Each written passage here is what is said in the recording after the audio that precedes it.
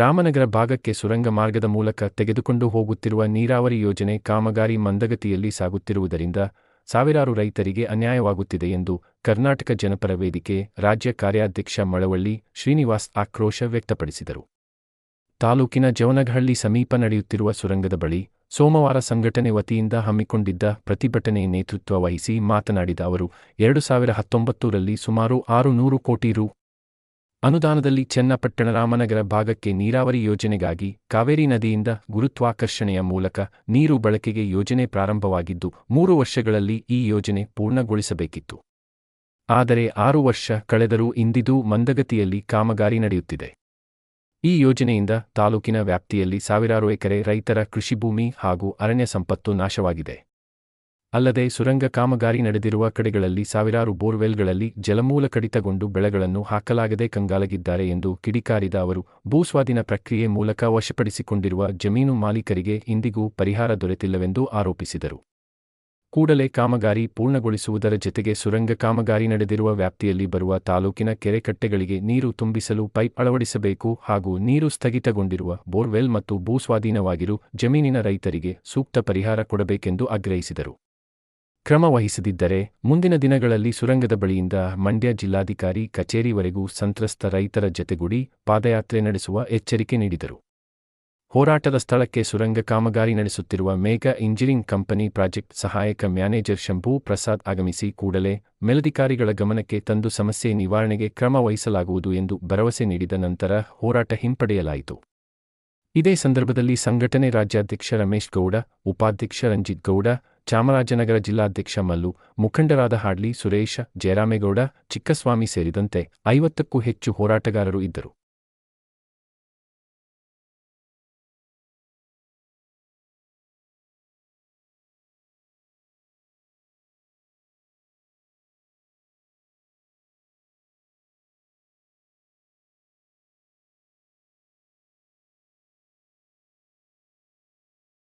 ಹೋರಾಟಕ್ಕೆ ನೀರಾವರಿ ಹೋರಾಟಕ್ಕೆ ನೀರಾವರಿ ಹೋರಾಟಕ್ಕೆ ರೈತಪರ ಹೋರಾಟಕ್ಕೆ ರೈತಪರ ಹೋರಾಟಕ್ಕೆ ರೈತಪರ ಹೋರಾಟಕ್ಕೆ ಕುಂಠಿತವಾಗಿರುವ ಕಾಮಗಾರಿ ಶೀಘ್ರದಲ್ಲೇ ವೇಗ ಪಡೆಯಲೇಬೇಕು.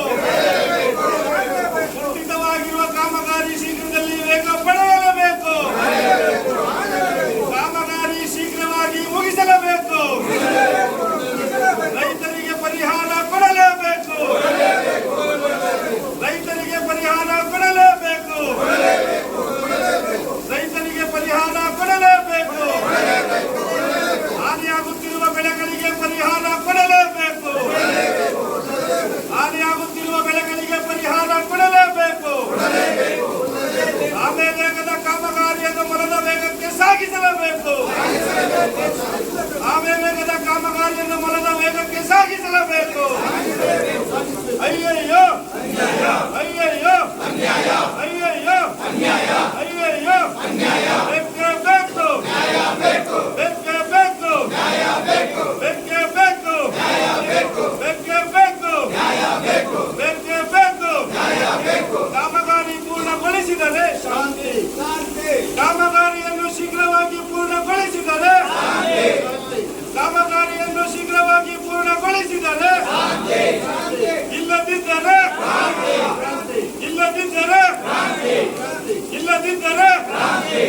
ಅಯ್ಯಯ್ಯೋ ಅಯ್ಯಯ್ಯೋ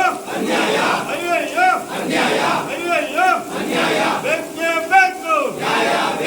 ಬೇಕೇ ಬೇಕು. ಕರ್ನಾಟಕ ಜನಪದ ವೇದಿಕೆ ಹೋರಾಟಕ್ಕೆ ರಾಜ್ಯಾಧ್ಯಕ್ಷರು ರಮೇಶ್ ಗೌಡರ ಹೋರಾಟಕ್ಕೆ ರೈತಪರ ಹೋರಾಟಕ್ಕೆ ನಾಡಪರ ಹೋರಾಟಕ್ಕೆ ನೀರಾವರಿ ಪರ ಹೋರಾಟಕ್ಕೆ ಮೆಗಾ ಇಂಜಿನಿಯರಿಂಗ್ ಕಾಮಗಾರಿ ಶೀಘ್ರವಾಗಿ ಪೂರ್ಣಗೊಳಿಸಲೇಬೇಕು. ಮೆಗಾ ಇಂಜಿನಿಯರಿಂಗ್ ಅವರು ಕಾಮಗಾರಿಯನ್ನು ಶೀಘ್ರವಾಗಿ ಪೂರ್ಣಗೊಳಿಸಲೇಬೇಕು. ಆದರೆ ನಮ್ಮದೇ 3.3 TMC ಸುಮಾರು 800 ಹಳ್ಳಿಗಳಿಗೆ 16,000 ಹೆಕ್ಟೇರ್ ಪ್ರದೇಶಕ್ಕೆ ನೀರನ್ನು ಹರಿಸುವಂತಹ ಅನುಮತಿ ಸಿಕ್ಕಿರುವಂತಹ ಇಂತಹ ಯೋಜನೆಯನ್ನು ಪೂರ್ಣಗೊಳಿಸಿ ರೈತರನ್ನು ಉಳಿಸಿ ಪ್ರಕೃತಿಯನ್ನು ಬೆಳೆಸುವಂತಹ ಅಮೂಲ್ಯವಾದಂತಹ ಯೋಜನೆಯನ್ನು ವಶಪಡಿಸಿಕೊಂಡಿದ್ದಾರೆ. ಇದು ನಾಚಿಕೆಗೇಡಾಗ್ತದೆ. ನಾವೆಲ್ಲ ಅಂದ್ಕೊಂಡಿದ್ದೀವಿ ಸಿದ್ದರಾಮಯ್ಯ ಸರ್ಕಾರ ಪ್ರಗತಿಪರವಾಗಿ ಕೆಲಸ ಮಾಡ್ತದೆ, ಎಲ್ಲ ಜಾತಿ ಜನಾಂಗಗಳನ್ನು ನೋಡಬೇಕು ಅಂತ, ಅದನ್ನು ನಮಗೆ ಗೌರವ ಇಲ್ಲ ಅವ್ರ ಬಗ್ಗೆ. ಆದರೆ ನೀರಾವರಿ ಕೊಟ್ಟರೆ ಇಡೀ ರೈತನ ಮೊಗದಲ್ಲಿ ಹೋಗ್ತದೆ. ಲಕ್ಷಾಂತರ ಟನ್ ಆಹಾರ ಉತ್ಪತ್ತಿ ಆಗ್ತದೆ, ಲಕ್ಷಾಂತರ ಟನ್ ರೇಷ್ಮೆ ಗೂಡು ಉತ್ಪತ್ತಿ ಆಗ್ತದೆ, ಸಾವಿರಾರು ಟನ್ ನೀರು ಉತ್ಪತ್ತಿ ಆಗ್ತವೆ. ಅಷ್ಟೇ ಅಲ್ಲ, ಇಡೀ ಜೀವ ಜಗತ್ತು, ಜಲಚರಗಳು, ಪ್ರಾಣಿ ಪಕ್ಷಿಗಳು, ಜೀವ ಜಂತುಗಳು, ಮನುಷ್ಯ ಎಲ್ಲರೂ ಚೆನ್ನಾಗಿರ್ತಾರೆ. ಹಾಗೆ ಸಾವಿರಾರು ಲೀಟರ್ ಹಾಲು ಹೆಚ್ಚು ಕ್ಯಾನ್ ಆಗ್ತದೆ. ಆ ಕಾರಣಕ್ಕೆ ಇವತ್ತು ನಾವು ಯಾರು ಬರಲಿ, ಯಾರು ಬಿಡಲಿ, ಯಾರು ಬೆಂಬಲಿಸಲಿ, ಯಾರು ಇದು ಮಾಡಿ, ನಾವಂತೂ ಈ ಯೋಜನೆಯ ಮುಗಿಯುವವರೆಗೆ ನಾವು ಇವತ್ತು ಅಂತವ್ರು ಇವತ್ತು ಮಾಧ್ಯಮದ ಮಿತ್ರರು ಇವತ್ತು ಭಾಳ ದೂರದಿಂದ ಬಂದಿದ್ದಾರೆ, ಮಳವಳ್ಳಿಯಿಂದ. ಅವರಿಗೆ ನಾನು ಅಭಿನಂದನೆ ಮಾಡ್ತೀನಿ, ಪೊಲೀಸ್ ಇಲಾಖೆಯವರಿಗೆ ಅಭಿನಂದನೆ ಮಾಡ್ತೀನಿ. ನಾವು ಯೋಜನೆಯಿಂದ ಮುಗಿಯುವವರೆಗೂ ಹೋರಾಟ ನಿಲ್ತೇವೆ. ಕಾರಣ ಏನಂದರೆ, ನಿಮ್ಗೆ ಗೊತ್ತಿರಲಿ, ಬಿರು ಬಿಸಿಗೆ 82 ಅಡಿ ನೀರು KRS ಇದ್ದಾಗ ಮದ್ದೂರಮ್ಮನ ಕೆರೆಯಲ್ಲಿ ಕೂರ್ತಿದ್ವಿ ನಾವು. ನೀರು ಬಿಡಬೇಕು, KRS ನೀರು ಬಿಡಬೇಕು ಅಂತೇಳಿ. ಆಗ ಪುಟ್ಟಣ್ಣನವರು, ಜೀವನದ ಪುಟ್ಟಣ್ಣನವರು ಇದ್ದರು. ಆಗ ಹೇಳಿದ್ರು ಅವರು, ಈ ಸಂದರ್ಭದಲ್ಲಿ ನೀರು ಬಿಟ್ಟು ಉದಾಹರಣೆ ಇಲ್ಲ, ಎಲ್ಲ ನೀರನ್ನ ಬೆಂಗಳೂರು ತಗೊಂಡು ಹೋಗ್ತಾರೆ ಅಂತ ಹೇಳಿದ್ರು. ಆ ಸಂದರ್ಭದಲ್ಲಿ ಮದ್ದೂರಮ್ಮನ ಕೆರೆಯಲ್ಲಿ 34 ದಿನ ಕೆರೆಯಲ್ಲಿ ನೀರಿಲ್ಲ, ಕುರಿಗಳಿಗೆ ಮೇವಿಲ್ಲ ಅಂತೇಳಿ ಗೋರ್ಮೆಂಟ್ನ ಕೂಗಿ ಅಹೋರಾತ್ರಿ ಧರಣಿಯನ್ನು ಮಾಡಿದ್ವಿ. ಆಗ ಅಂಬರೀಷ್ ಅವರು ಕೂಡ ಬೆಂಬಲಿಸಿದ್ರು, ಮಾದೇಗೌಡರು ಬಂದಿದ್ರು, ಪುಟ್ಟಣ್ಣನವರು ಬಂದಿದ್ರು, ನಂಜನಗೌಡ ಶ್ರೀಕರು ಬಂದಿದ್ರು, ವಾಟಾಳ್ ನಾಗರಾಜ್ ಅವರು ಹಿಡಿದು, ರಾಜ್ಕುಮಾರ್ ಸಂಘದ ಸಭಾಭವನವರು ಹಿಡಿದು, ಆನಂದ ಗುರೂಜಿಯವರು ಹಿಡಿದು ಸಾವಿರಾರು ಜನ ಹರಿದು ಬಂದರು. ಸುಮಾರು 40ರಿಂದ 50 ಸಾವಿರ ಜನ 30 ನಂತರ ಬಂದವರು. ಎಲ್ಲ ಸ್ಥಳಗಳಿಂದ ನೀರನ್ನು ಸರ್ಕಾರ ಬಿಡುವಂಥ ಕೆಲಸ ಬೇಕು. ನಾವು ಕೆರೆಯಲ್ಲಿ ಕೂತ್ಕೊಂಡು ಶಾಸಕರು ಬರಬೇಕು ಅಂತೇಳಿ ನಾನು ಅವರಿಗೆ ಒಂದು ಆಜ್ಞೆಯನ್ನು ಮಾಡ್ತೇನೆ. ಯಾಕೆಂದರೆ ಅವ್ರ ಜವಾಬ್ದಾರಿ ಕೂಡ ಇದೆ. ಇಲ್ಲಿ 5 ಕೆರೆ ಅಲ್ಲ, 100 ಕೆರೆ ತುಂಬಬೇಕು ಮಳವಳ್ಳಿಗೆ. ಒಬ್ಬರಲ್ಲ, ಮಳವಳ್ಳಿಯವರು ಇವತ್ತು ಕಷ್ಟರಿದ್ದಾರೆ. ನಾಗಮಂಗಲ ಇಲ್ಲಿಂದ ಒಂದು 60-70 ಕಿಲೋಮೀಟರ್ ದೂರ ನಾಗಮಂಗಲಕ್ಕೆ ನೀರಿಲ್ಲ ಇವತ್ತು. ಎಷ್ಟು ತಮಿಳುನಾಡಲ್ಲಿ 25 ಲಕ್ಷ ಎಕರೆಯನ್ನು ಇವತ್ತು ಕೃಷಿ ಭೂಮಿಯನ್ನು ಪರಿವರ್ತಿಸಿಕೊಂಡಿದ್ದಾರೆ. ನಮ್ಮದು 15 ಲಕ್ಷ ಎಕರೆ ಮಾತ್ರ. 400 TMC ನೀರು ತಮಿಳುನಾಡಿಗೆ, 170 TMC ಕರ್ನಾಟಕಕ್ಕೆ. ಎಂಥ ಅನ್ಯಾಯ ಇದು! ಇವೆಲ್ಲವನ್ನು ನಾವು ಮತ್ತೊಮ್ಮೆ ಮರುಪರಿಶೀಲನೆ ಮಾಡಬೇಕಾಗ್ತದೆ. ಇವತ್ತು ಈ ಚಳವಳಿಯ ಜೊತೆಗೆ ಕಾವೇರಿ ಹೋರಾಟವನ್ನು ತೀವ್ರಗೊಳಿಸುವ ಕೆಲಸವನ್ನು ಮಾಡಬೇಕಾಗ್ತದೆ. ಸುನಂದ ಜಯರಾಮ್ ಆಗ್ಬೋದು, ಮಂಡ್ಯದ ಕಾವೇರಿ ಹೋರಾಟಗಾರರಾಗ್ಬೋದು, ಎಲ್ಲರೂ ಇವತ್ತು ಸತತವಾಗಿ ಹೋರಾಟ ಮಾಡ್ಕೊಂಡು ಬಂದಿದ್ದಾರೆ, ರೇಟ್ಗಳನ್ನ ಹಾಕೊಂಡಿದ್ದಾರೆ, ಗಡಿಪಾರುಗಳಾಗಿದ್ದಾರೆ. ಅವರು ಮನವಿ ಮಾಡ್ತಾರೆ, ಈ ಯೋಜನೆಯನ್ನು ಮಾಡಿ ಮಳವಳ್ಳಿಯ ರೈತರ ಭೂಮಿಗೆ ಪರಿಹಾರ, ಅವರ ರೈತರ ಕೆರೆ ಕಟ್ಟೆಗಳನ್ನು ತುಂಬಿಸುವಂತಹ ಮತ್ತು ಅಲ್ಲಿಂದ ದೇವೇಗೌಡ ಬ್ಯಾರೇಜ್ಗೆ 3.3 TMC ಗುರುತ್ವಾದ ರಚನೆಯ ಮೂಲಕ ಹರಿಸುವ ಒಂದು ಛಲವನ್ನು ಮಂಡ್ಯ ಜಿಲ್ಲೆ ಕೊಡಬೇಕು. ದಕ್ಷಿಣ ಕನ್ನಡ ಜಿಲ್ಲೆ ಪಡೆಯಬೇಕು. ಇವತ್ತು ಇದು ಚಳುವಳಿ ಎತ್ಕೊಂಡಿದ್ದಾರೆ. ಯಾರು ಬೇಕಾದರೂ ಚಳುವಳಿಗೆ ಬರಲಿ, ಯಾರೇ ಬರಲಿ, ಸ್ವಾಗತ ಮಾಡೋಣ.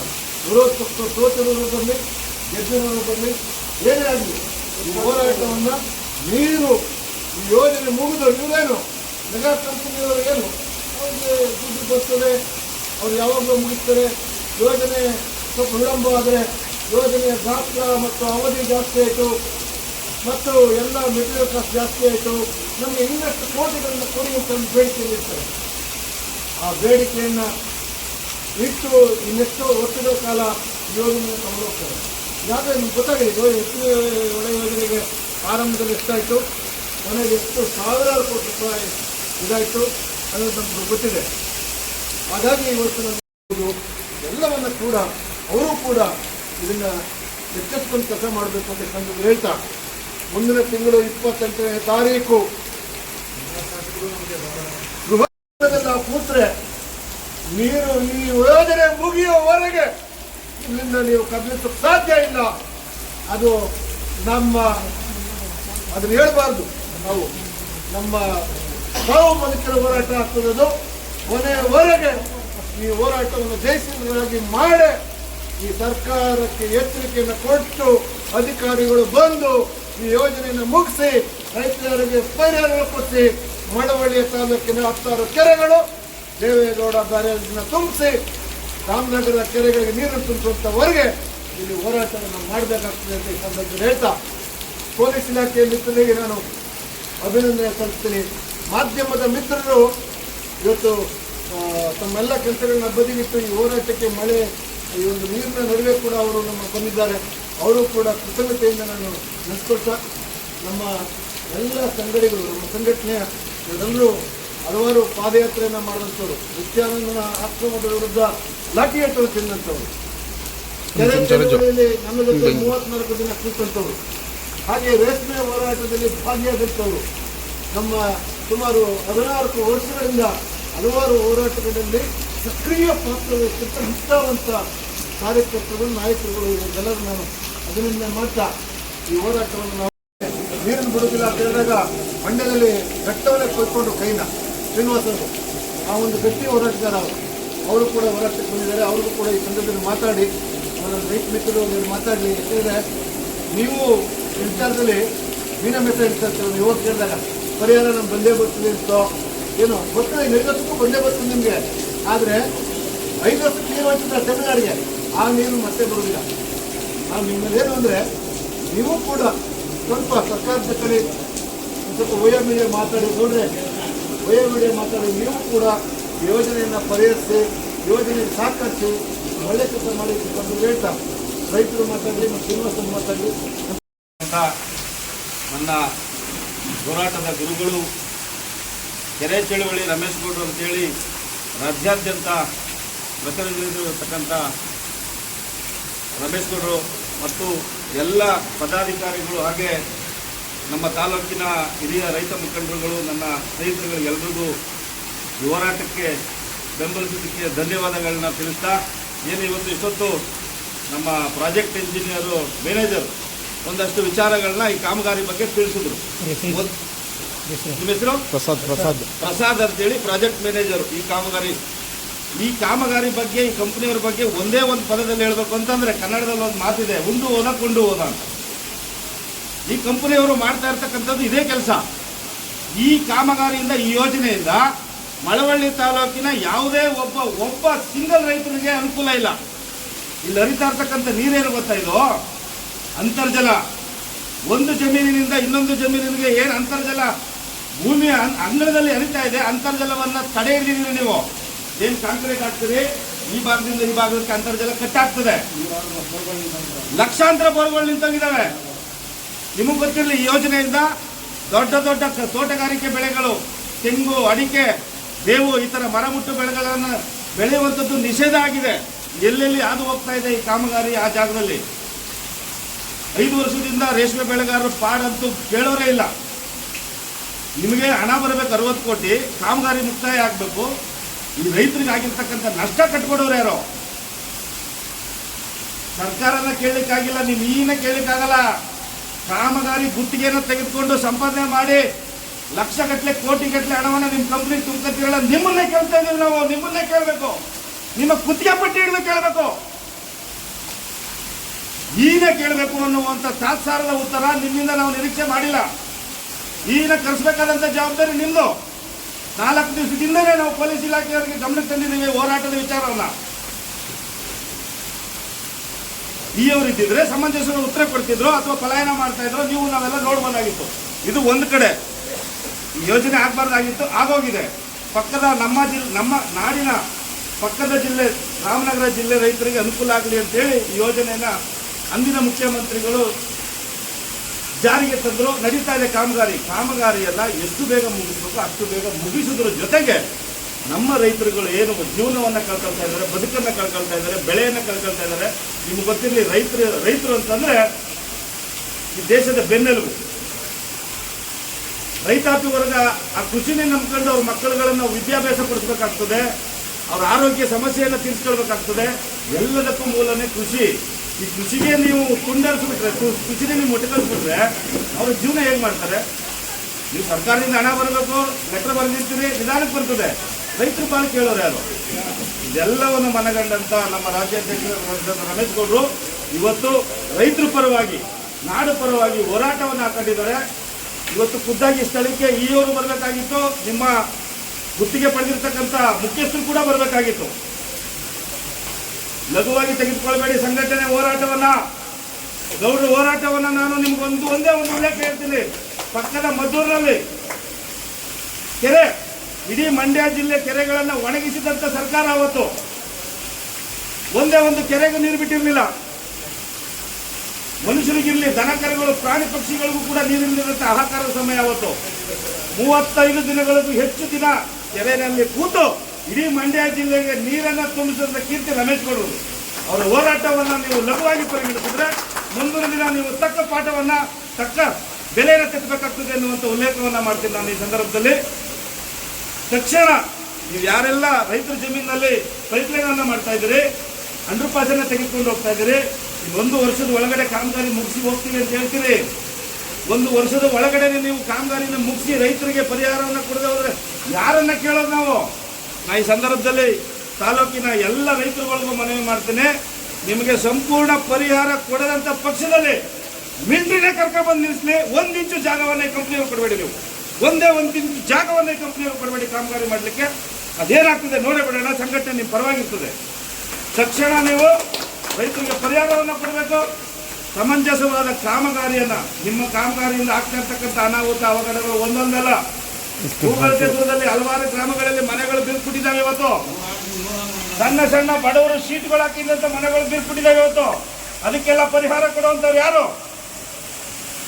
ನೀವು ಹೆಚ್ಚು ವೈಬ್ರೇಟ್ ಆಗ್ತಿರ್ತಕ್ಕಂಥ ಸ್ಥಳವನ್ನು ಗುರುತಿಸಿ ನೀವು ಟೆಕ್ನಿಕಲ್ ಆಗಿ ಕಾಮಗಾರಿಯನ್ನು ಪ್ರಾರಂಭ ಮಾಡಬೇಕಾಗಿತ್ತು. ನೀವು ನಿಮ್ಮ ವೈಫಲ್ಯದಿಂದ ಇವತ್ತು 10 ಜನ ಮನೆಗಳನ್ನ ಕಳ್ಕೊಳ್ತಾ ಇದ್ದಾರೆ.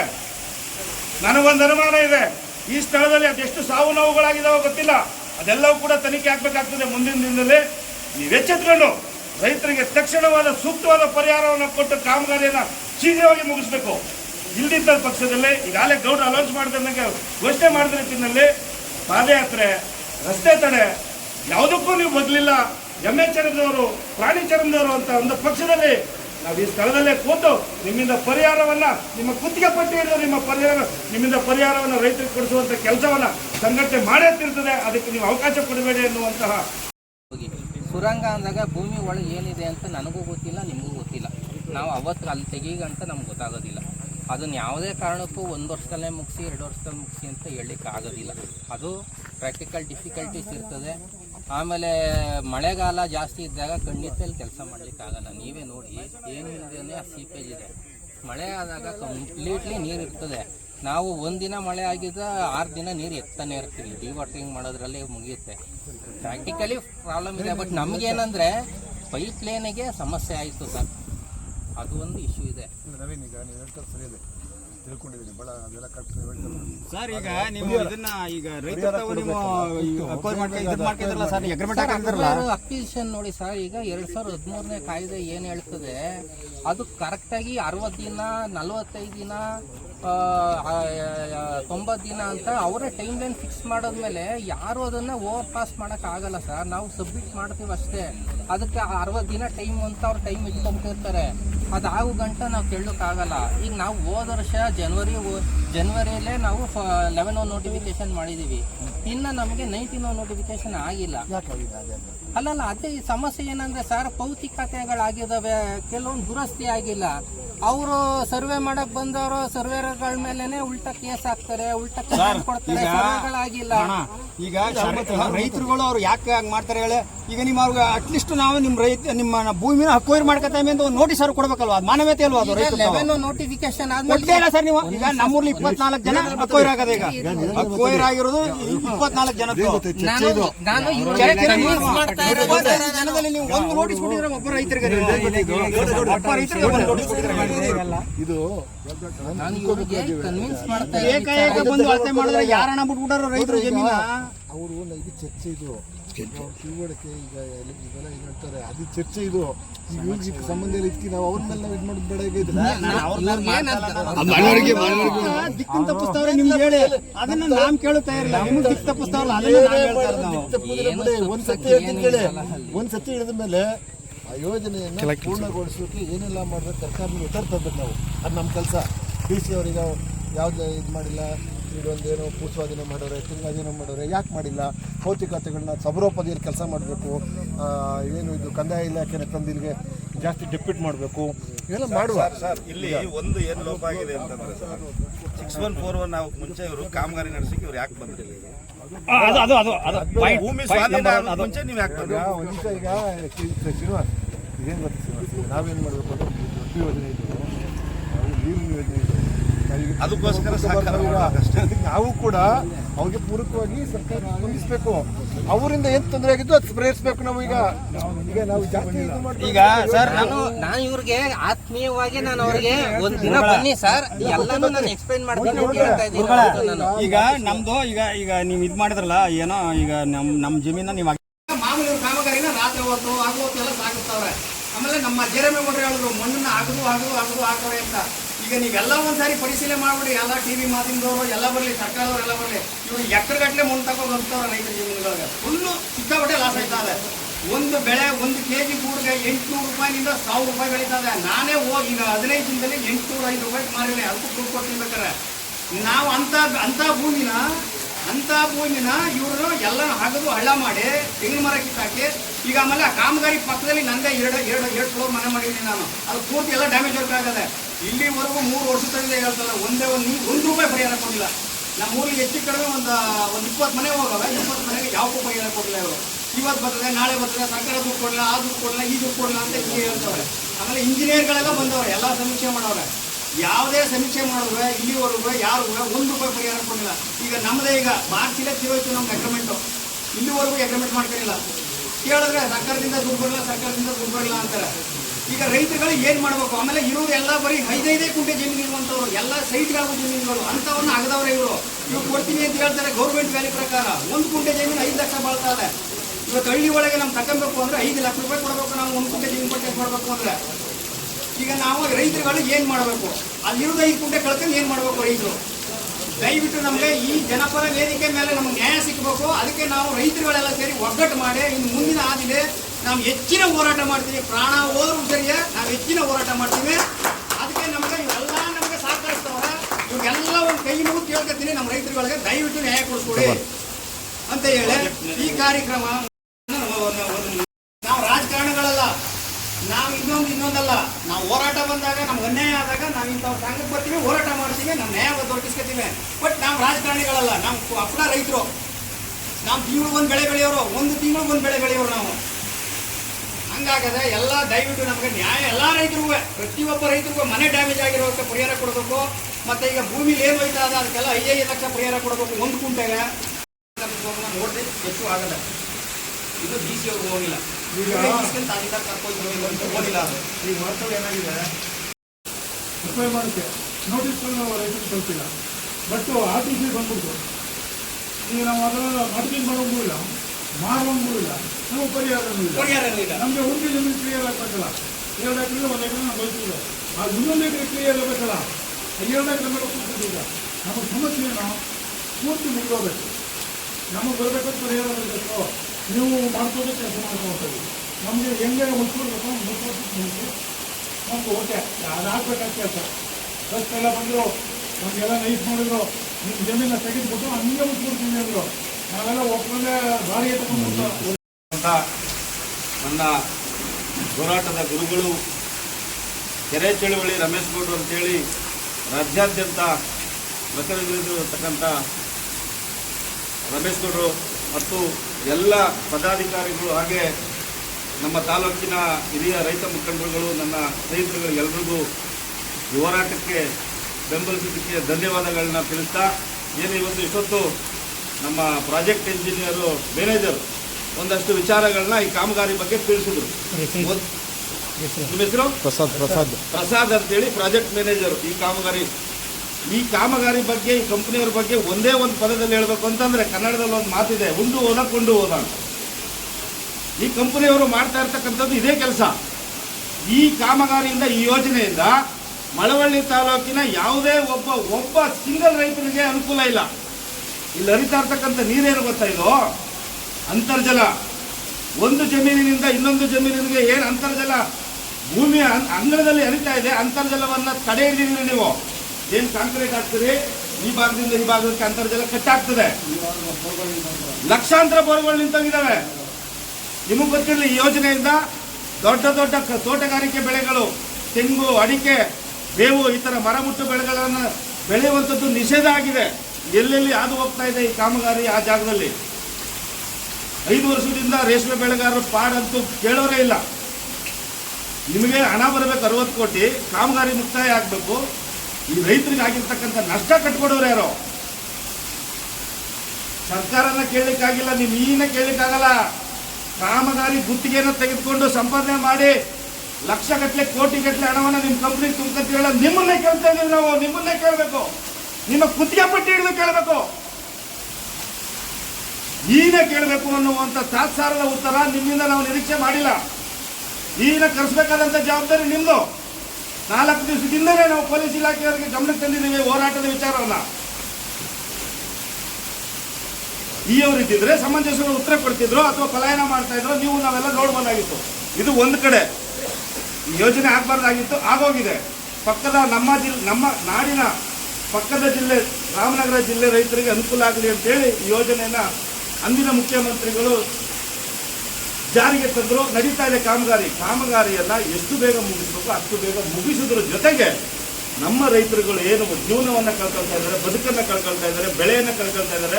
ನಿಮ್ಗೆ ಗೊತ್ತಿರಲಿ, ರೈತರು ಅಂತಂದರೆ ಈ ದೇಶದ ಬೆನ್ನೆಲುಬು. ರೈತಾಪಿ ವರ್ಗ ಆ ಕೃಷಿನೇ ನಂಬ್ಕೊಂಡು ಅವ್ರ ಮಕ್ಕಳುಗಳನ್ನು ವಿದ್ಯಾಭ್ಯಾಸ ಕೊಡಿಸ್ಬೇಕಾಗ್ತದೆ, ಅವ್ರ ಆರೋಗ್ಯ ಸಮಸ್ಯೆಯನ್ನು ತೀರಿಸ್ಕೊಳ್ಬೇಕಾಗ್ತದೆ. ಎಲ್ಲದಕ್ಕೂ ಮೂಲನೇ ಕೃಷಿ. ಈ ಕೃಷಿಗೆ ನೀವು ಕುಂಡರಿಸ್ಬಿಟ್ರೆ, ಕೃಷಿಗೆ ನೀವು ಮುಟ್ಟಕಳಿಸ್ಬಿಟ್ರೆ ಅವ್ರ ಜೀವನ ಹೇಗೆ ಮಾಡ್ತಾರೆ? ನೀವು ಸರ್ಕಾರದಿಂದ ಹಣ ಬರಬೇಕು, ಲೆಟರ್ ಬರೆದಿರ್ತೀರಿ, ನಿಧಾನಕ್ಕೆ ಬರ್ತದೆ. ರೈತರು ಪಾಲು ಕೇಳೋರು ಯಾರು? ಇದೆಲ್ಲವನ್ನು ಮನಗಂಡಂತ ನಮ್ಮ ರಾಜ್ಯಾಧ್ಯಕ್ಷರಾದ ರಮೇಶ್ ಗೌಡರು ಇವತ್ತು ರೈತರ ಪರವಾಗಿ, ನಾಡು ಪರವಾಗಿ ಹೋರಾಟವನ್ನು ಹಾಕೊಂಡಿದ್ದಾರೆ. ಇವತ್ತು ಖುದ್ದಾಗಿ ಸ್ಥಳಕ್ಕೆ ಅವರು ಬರಬೇಕಾಗಿತ್ತು, ನಿಮ್ಮ ಗುತ್ತಿಗೆ ಪಡೆದಿರ್ತಕ್ಕಂಥ ಮುಖ್ಯಸ್ಥರು ಕೂಡ ಬರಬೇಕಾಗಿತ್ತು. ಲಘುವಾಗಿ ತೆಗೆದುಕೊಳ್ಬೇಡಿ ಸಂಘಟನೆ ಹೋರಾಟವನ್ನ, ಗೌರವ ಹೋರಾಟವನ್ನ. ನಾನು ನಿಮ್ಗೆ ಒಂದೇ ಒಂದು ಉಲ್ಲೇಖ ಹೇಳ್ತೀನಿ.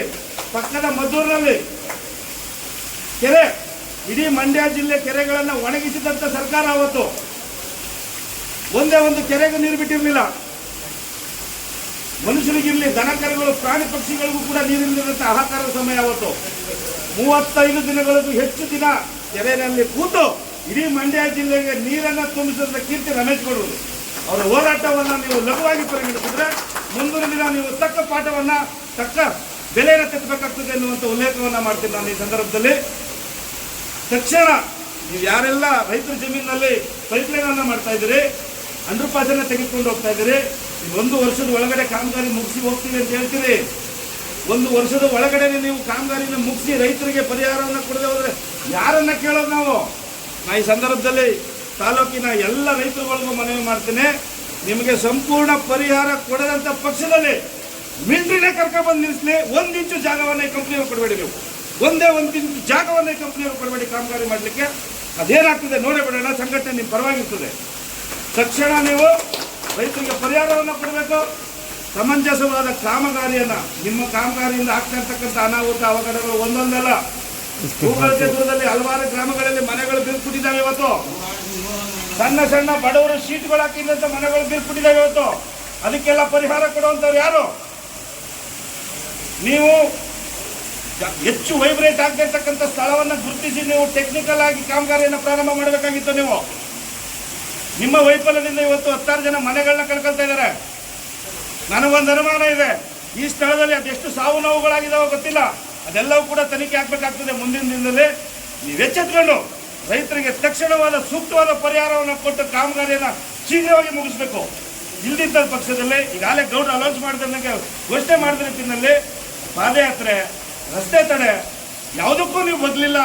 ಎಮ್ಮೆ ಚರಂದವರು, ಪ್ರಾಣಿ ಚರಂದವರು ಅಂತ ಒಂದು ಪಕ್ಷದಲ್ಲಿ ನಾವು ಈ ಸ್ಥಳದಲ್ಲೇ ಕೂತು ನಿಮ್ಮಿಂದ ಪರಿಹಾರವನ್ನು, ನಿಮ್ಮ ಗುತ್ತಿಗೆ ಪಟ್ಟಿ ಹಿಡಿದು ನಿಮ್ಮಿಂದ ಪರಿಹಾರವನ್ನು ರೈತರಿಗೆ ಕೊಡಿಸುವಂಥ ಕೆಲಸವನ್ನು ಸಂಘಟನೆ ಮಾಡೇ ತಿರ್ತದೆ. ಅದಕ್ಕೆ ನೀವು ಅವಕಾಶ ಕೊಡಬೇಡಿ ಎನ್ನುವಂತಹ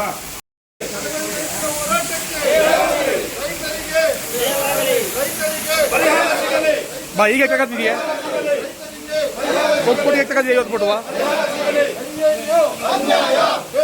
ಬೇಕು ನ್ಯಾಯ ಬೇಕು, ಬೇಕು ನ್ಯಾಯ ಬೇಕು, ಬೇಕು ನ್ಯಾಯ ಬೇಕು, ಬೇಕೇ ಬೇಕು, ನ್ಯಾಯ ಬೇಕು, ಬೇಕೇ ಬೇಕು, ನ್ಯಾಯ ಬೇಕು. ಅಯ್ಯಯ್ಯೋ ಅನ್ಯಾಯ, ಅಯ್ಯಯ್ಯೋ ಅನ್ಯಾಯ, ಅಯ್ಯಯ್ಯೋ ಅನ್ಯಾಯ.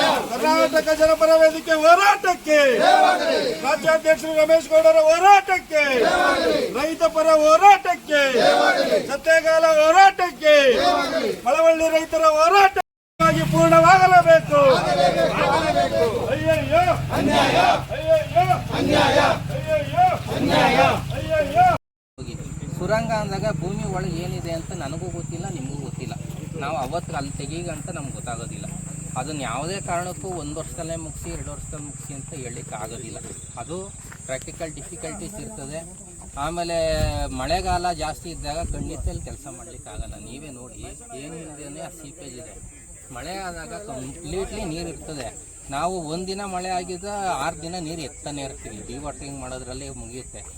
ಪ್ರಾಕ್ಟಿಕಲಿ ಪ್ರಾಬ್ಲಮ್ ಇದೆ. ಬಟ್ ನಮಗೇನಂದರೆ ಪೈಪ್ ಲೈನಿಗೆ ಸಮಸ್ಯೆ ಆಯಿತು ಸರ್, ಅದು ಒಂದು ಇಶ್ಯೂ ಇದೆ.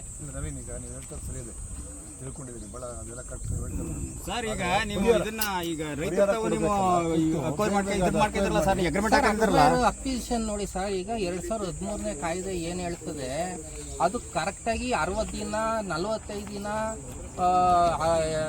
90 ದಿನ ಅಂತ ಅವರೇ ಟೈಮ್ ಲೈನ್ ಫಿಕ್ಸ್ ಮಾಡೋದ್ಮೇಲೆ ಯಾರು ಅದನ್ನು ಓವರ್ ಪಾಸ್ ಮಾಡೋಕ್ಕಾಗಲ್ಲ ಸರ್. ನಾವು ಸಬ್ಮಿಟ್ ಮಾಡ್ತೀವಿ ಅಷ್ಟೇ.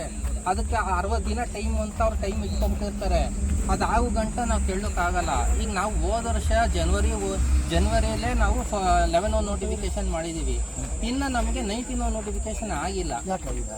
ಅಲ್ಲಲ್ಲ, ಅದೇ ಸಮಸ್ಯೆ ಏನಂದರೆ ಸರ್, ಭೌತಿಕತೆಗಳಾಗಿದ್ದಾವೆ, ಕೆಲವೊಂದು ದುರಸ್ತಿ ಆಗಿಲ್ಲ. ಅವರು ಸರ್ವೆ ಮಾಡಕ್ ಬಂದವರು ಸರ್ವೇಗಳ ಮೇಲೆನೆ ಉಲ್ಟಾ ಕೇಸ್ ಹಾಕ್ತಾರೆ, ಉಲ್ಟಾ ಕೊಡ್ತಾರೆ, ಸರ್ವೆಗಳಾಗಿಲ್ಲ.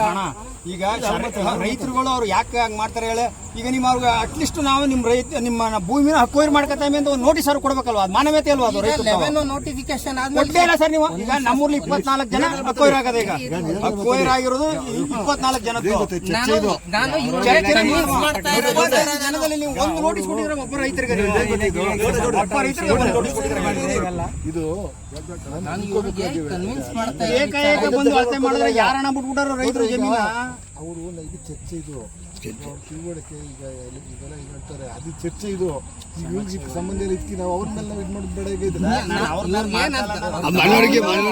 ದಿಕ್ಕಿನ ತಪ್ಪಿಸ್ತಾವ್ರೆ ನಿಮ್ಗೆ ಹೇಳಿ, ಅದನ್ನ ನಾಮ್ ಕೇಳುತ್ತಾ ಇರಲಿಲ್ಲ. ನಿಮ್ಗೆ ದಿಕ್ಕು ತಪ್ಪಿಸ್ತಾವ್ರಲ್ಲ, ಒಂದ್ಸತಿ ಹೇಳ್ತೀನಿ ಕೇಳಿ. ಒಂದ್ಸತಿ ಹೇಳಿದ ಮೇಲೆ ಆ ಯೋಜನೆಯನ್ನು ಪೂರ್ಣಗೊಳಿಸೋಕೆ ಏನೆಲ್ಲ ಮಾಡಬೇಕು, ಸರ್ಕಾರದ ಉತ್ತರ ತರಬೇಕು ನಾವು. ಅದು ನಮ್ಮ ಕೆಲಸ. ಡಿ ಸಿ ಅವರಿಗೆ ಯಾವುದೇ ಇದು ಮಾಡಿಲ್ಲ, ಇದೊಂದೇನೋ ಭೂಸ್ವಾಧೀನ ಮಾಡೋರೆ, ತಿಂಗಾಧೀನ ಮಾಡೋರೆ, ಯಾಕೆ ಮಾಡಿಲ್ಲ? ಭೌತಿಕತೆಗಳನ್ನ ಸಬರೋಪದಿಯಲ್ಲಿ ಕೆಲಸ ಮಾಡಬೇಕು. ಏನು ಇದು ಕಂದಾಯ ಇಲಾಖೆನ ತಂದು ಇಲ್ಲಿಗೆ ಜಾಸ್ತಿ ಡೆಪ್ಯೂಟ್ ಮಾಡಬೇಕು, ಇವೆಲ್ಲ ಮಾಡುವ. ಸರ್, ಇಲ್ಲಿ ಒಂದು ಏನು ಲೋಪ ಆಗಿದೆ ಅಂತಂದ್ರೆ ಸರ್, 6141 ನಾವು ಮುಂಚೆ ಇವರು ಕಾಮಗಾರಿ ನಡೆಸಕ್ಕೆ ಇವ್ರು ಯಾಕೆ ಬಂದ್ರಿ? ಭೂಮಿ ಸ್ವಾಧೀನ ಮುಂಚೆ ನೀವು ಯಾಕೆ ಬಂದ್ರಿ? ಒಂದು ನಿಮಿಷ. ಈಗ ಶ್ರೀನಿವಾಸ್, ಇದೇನು ಗೊತ್ತಿಲ್ಲ, ನಾವೇನು ಮಾಡಬೇಕು ಅಂದ್ರೆ ದೊಡ್ಡ ಯೋಜನೆ ಇದು, ನೀರಿನ ಯೋಜನೆ ಇದೆ, ಅದಕ್ಕೋಸ್ಕರ ನಾವು ಕೂಡ ಅವ್ರಿಗೆ ಪೂರಕವಾಗಿ ಸರ್ಕಾರ ಸ್ಪಂದಿಸಬೇಕು. ಅವರಿಂದ ಏನು ತೊಂದರೆ ಆಗಿದ್ದು ಅದು ಪರಿಹರಿಸಬೇಕು. ನಾವು ಈಗ ನಾವು ಜಾಸ್ತಿ ಈಗ ಸರ್, ನಾನು ಇವ್ರಿಗೆ ಆತ್ಮೀಯವಾಗಿ ನಾನು ಅವ್ರಿಗೆ ಒಂದ್ ದಿನ ಬನ್ನಿ ಸರ್, ಎಲ್ಲಾನು ನಾನು ಎಕ್ಸ್ಪ್ಲೈನ್ ಮಾಡ್ತೀನಿ ಅಂತ ಹೇಳ್ತಾ ಇದ್ದೀನಿ. ಈಗ ನಮ್ದು ಈಗ ನೀವು ಇದು ಮಾಡಿದ್ರಲ್ಲ ಏನೋ, ಈಗ ನಮ್ಮ ಜಮೀನ ನೀವು